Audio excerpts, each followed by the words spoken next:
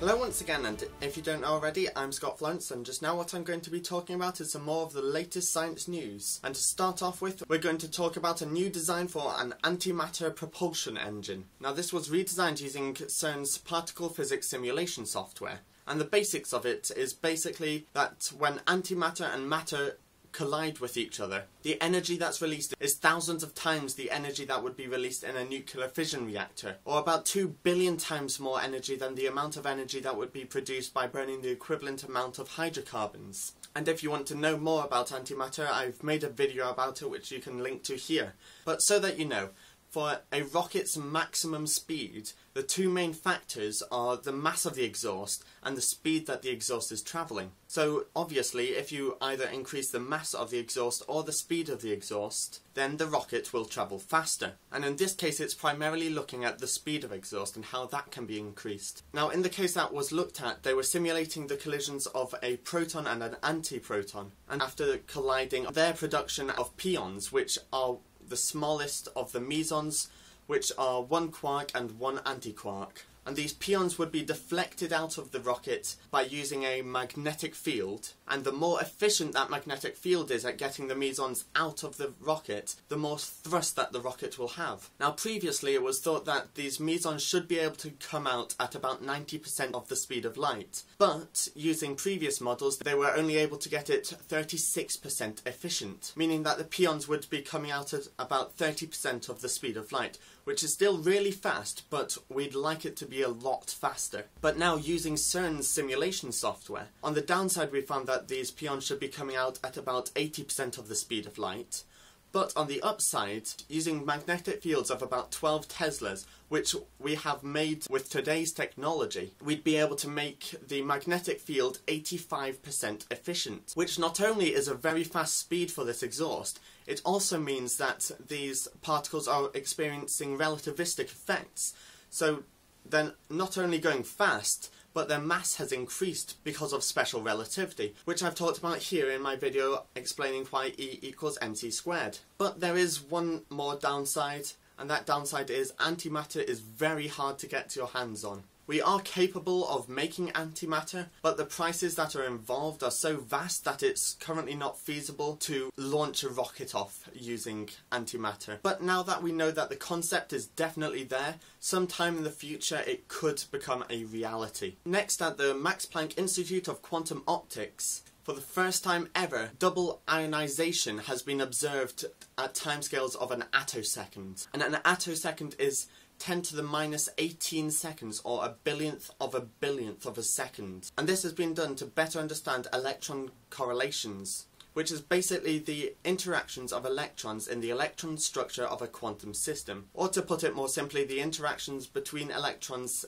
in their orbitals within atoms. And the research was looking at the direction of the electrons that were being ejected, and also looking at how the energy was shared between these two electrons. Basically, the experiment was performed by firing 4 femtosecond laser pulses at these argon atoms, and about 1 in every 1,000 argon atoms underwent double ionization, which is basically, as the name suggests, the removal of 2 electrons. And the result that they came back with was rather unexpected, as they expected the second electron to be ejected when the laser field is at its strongest, but instead the second electron was emitted 200 attoseconds earlier. And now similar experiments are being performed on molecules in order to find out what happens in more complex systems, as molecules are more complex than the individual atoms.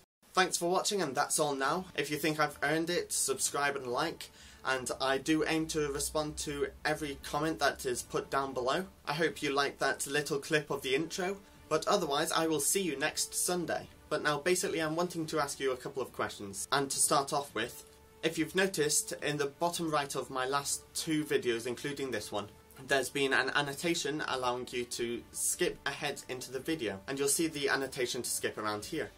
Now, should I keep that in, as it allows you to skip anything that you don't find interesting and just go straight on to the next topic?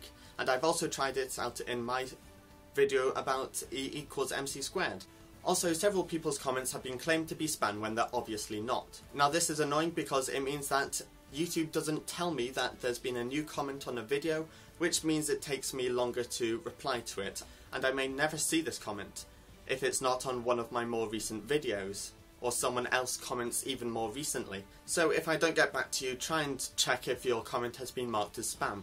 Also, it has been a while since I last did a news video, and I think I'm on about equal numbers of what is videos and news videos now.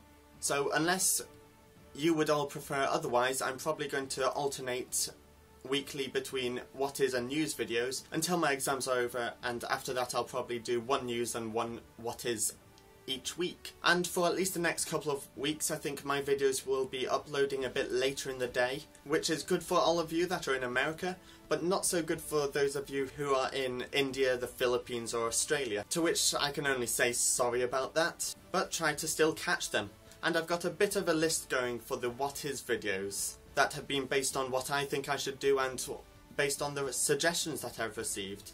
And if you've got any more suggestions, please do tell me and I will put it on the list of videos to do. And next week I plan to do the second part of what is particle wave duality, part 2 being waves as particles. I also plan to do what a penning trap is, the misconceptions in physics, my views on commercial spaceflight, sonoluminescence, the Big Bang, redoing string theory, M theory, fusion and plasma, and how eyes work. And now similar experiment, and the result that they came back with was, which is basically the interactions amongst electrons in the electron structure of a quantum system. Which is basically the interactions of electron. It's not difficult to say. Interactions amongst electrons in the electron structure of a quantum system. It's not hard to say. Why am I thinking it's hard to say? Next, what's been called a new light on quantum dynamics. Quantum dynamics or quantum... That's quite vague. Quantum electrodynamics, I presume. But now we... Oh, wrong one. Nope. Oh.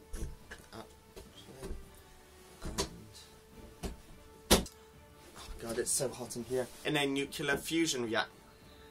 Well, that intro oversold me. I think it's over this way.